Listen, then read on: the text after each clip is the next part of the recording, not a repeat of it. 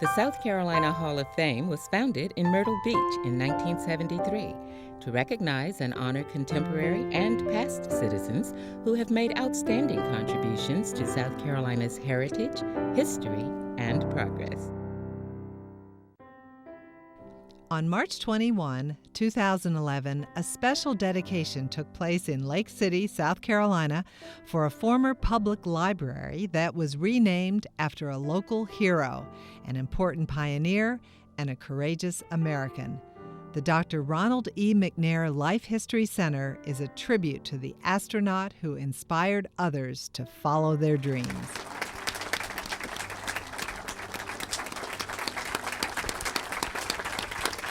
Why we're here today, and it's to celebrate the life of a great American, Dr. Ron McNair, my very good friend and a person that I owe everything to, because I would not be standing here today were it not for Ron. Thank you so very much. It's been a long time. We have been working towards Ron's memorial and the things that we have developed, and the statue, the wall, the memorial, the building. This is so wonderful. You know, Ron would be so very, very honored. Well, first of all, I think Ron McNair is a really compelling individual. He's got a really compelling story. He came from rural poverty in South Carolina, attended segregated schools, but managed to make something of his life. He managed to earn a PhD from MIT and then become an astronaut. I mean, what a very interesting and compelling story for people about perseverance. Ronald Irwin McNair was born on October 21, 1950 in Lake City, South Carolina, and in school quickly stood out as someone special. He was unique, and the uniqueness of him, that he was atypical, and he was typical. And the typical part was, you know, he wanted to have his recess and socialize with other students. But the atypical part was that when he finished his assignments and whatnot, instead of going and picking on other students and whatnot, he didn't do that. He tried to find something else to read because of the fact that Ron McNair just had a passion for learning. When Ron was a student in Lake City, he went to the public library to check out 2 books said to be on the subjects of advanced science and calculus. He was denied because of his race. Defiantly, he sat on the counter and refused to leave, leading the police and his parents to be called. In the end, he was allowed to check out the books, but for Ron, it was not about taking a stand against racism and segregation. Ron McNair never talked about segregation.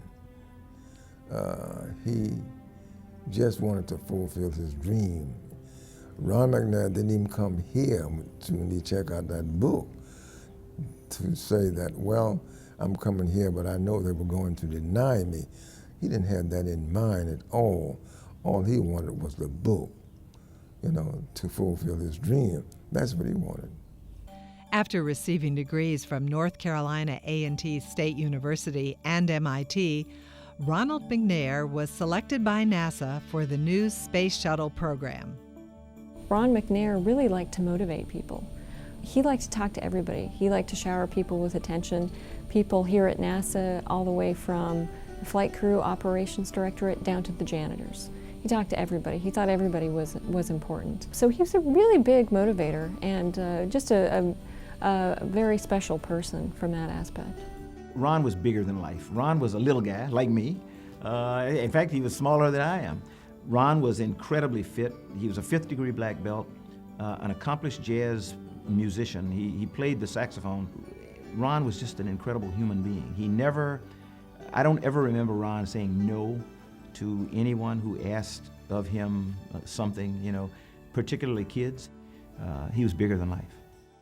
Ron's first flight was STS-41B on the Space Shuttle Challenger in 1984, where he became the second African American to fly in space. Well, STS-41B is pretty significant because it's the first time we see man become a satellite.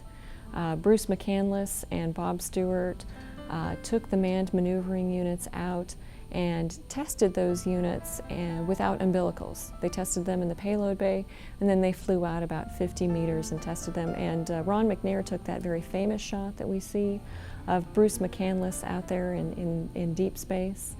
Why don't we zip them up to about right? About half-mast. Okay, good. Ron McNair's second mission was again on the Space Shuttle Challenger in January of 1986. What I'll do is introduce the next crew member. We'll just go down the line, let everybody say a little. We look forward to launching from the Cape first of all, and returning here a few days later. I had the privilege of being a part of the crew a couple of years ago that made the first landing here at the Cape, and I intend to be a part of the crew to make the first return landing to the Cape in about a week. 6, we have main engine start.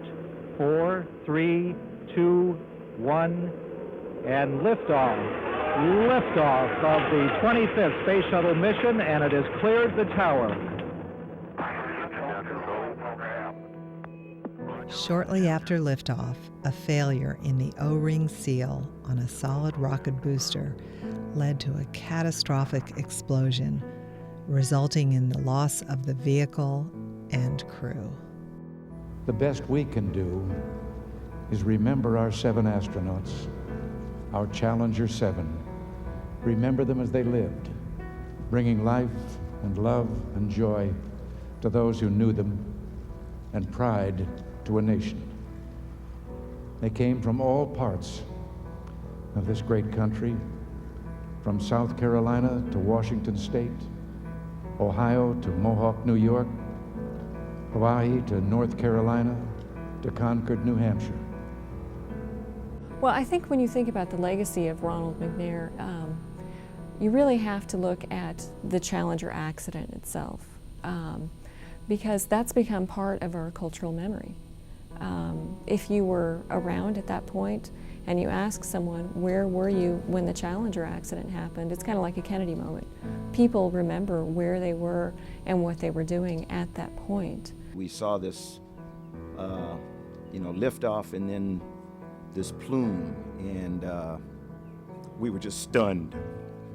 And we hoped that what we saw wasn't real, but we knew all too soon that it was real, and that Ron and his 7 crew members had been just suddenly taken from us.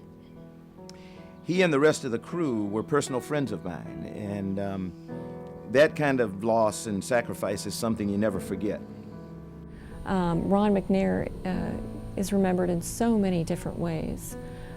He's remembered by the renaming of schools, the memorial out at Arlington Cemetery, the Challenger Centers, for instance, that were established by the Challenger families after the Challenger accident. Their mission continues to live on through the Challenger Centers that were established. 25 years after that fateful day that we lost the Challenger and her crew, people gathered in Lake City, South Carolina to dedicate the Dr. Ronald E. McNair Life History Center.